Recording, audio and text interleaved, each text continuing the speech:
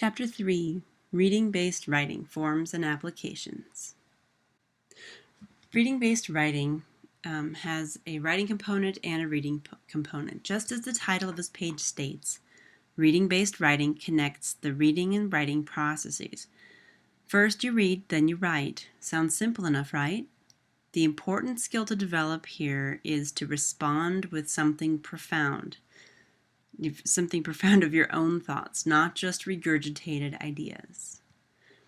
Reading-based writing forms include summary, reaction, and two-part responses. This term we will focus on these three main reading-based writing styles, but we will do it in multiple genres. So compare, contrast, cause and effect, and argumentation, all using summary, reaction, and two-part responses. In order to write an effective summary, you need to cite the author and title, and reduce the length of the original text by about 2/3.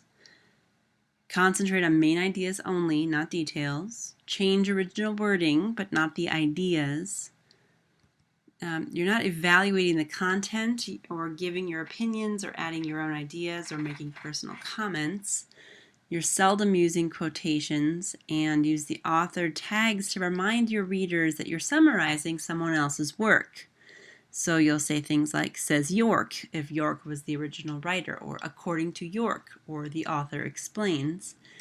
And you will begin with the main idea and cover the main points. A reaction statement, however, is a reading-based writing in which you incorporate your views. You include personal experience and other information to explain, validate, or challenge, not to give your own story, but to support your ideas using your stories. Now, a two-part response is kind of the best of both worlds.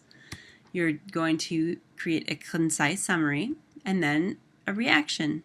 You will use these a lot when you're writing critical reactions or problem-solving assignments, or basically every day in your job. This helps you avoid the common problem of writing only a summary of a text when your instructor wants you to both summarize and evaluate.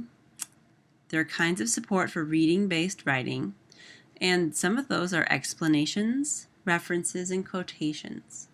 Supporting ideas with quotations and references is very important. So you can use quotations that are borrowed words, but you must give credit to the original author. References point the reader directly toward the reading selection, including the page number. You must indicate the sources of the original ideas that you've borrowed, even when you've changed the words. Now, plagiarism is something that we all need to avoid. You do this by giving the author credit so that you're not trying to give your audience the idea that you wrote something or you had an original idea when it was someone else's idea. So you must quote, paraphrase, and summarize, and you must give credit to the person who created the idea. We'll be using basic formal documentation throughout this class. You will be using the Modern Language Association, which is MLA style. Within the works cited, you will create a list of the sources that appear in the citations in what you have written. MLA citations look something like this. You see at the end of that phrase, we have parentheses, Rivera, 45. So that means that Jose Rivera wrote your original thought, or whatever the quote is that you're using, and it's found on page 45. There are no commas between his last name and the page number, so you just have last name and the page number. So you're giving the author's name and page number.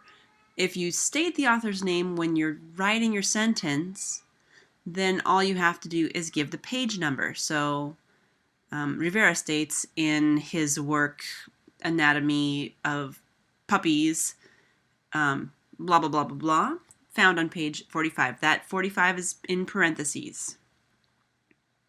Now, when you're putting your citation information into your works cited, it would say the author's surname, and then it would have the title of the article, as it does right here, and then where you found that information, say it's right there,